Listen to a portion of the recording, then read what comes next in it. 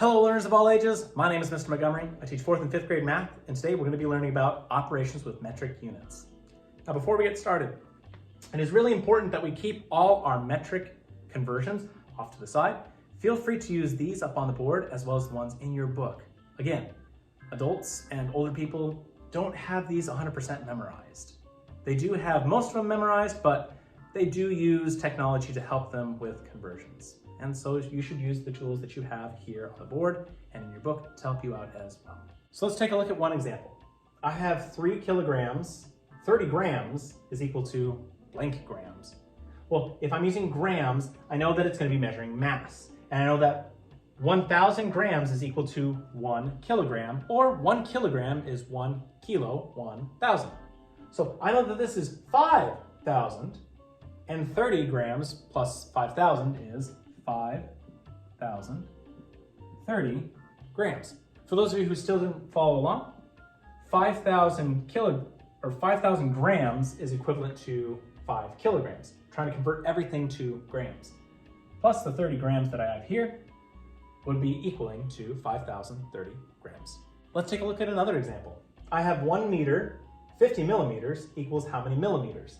Well, if I'm using millimeters and meters, I know that I'm going to be measuring in length. So I know that 1 meter equals 100 centimeters. Well, I'm not working with centimeters this time. I also know that 1 meter is equal to 1,000 meters. And so I'm going to millimeters on this one. So I have 1 meter is going to equal to 1,000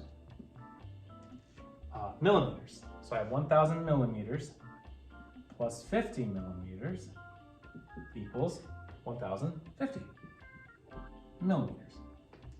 Let's do another example.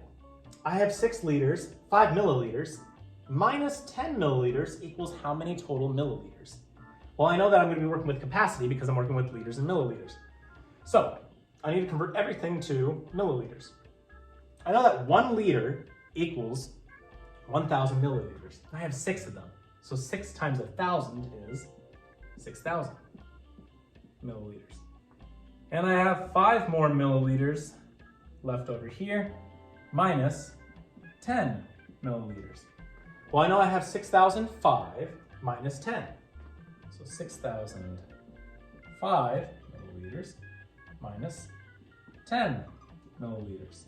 I'm going to have to borrow until I get to this 0 minus 1.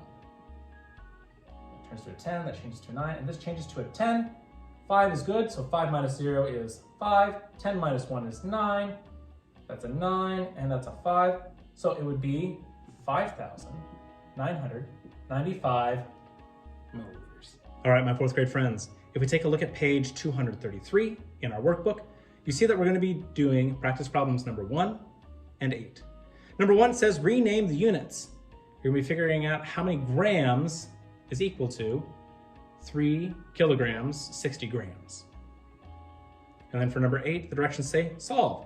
So this one's going to be a subtraction problem using liters and milliliters. If you have any questions on how the operations of metric units work, please let me know when you come to class.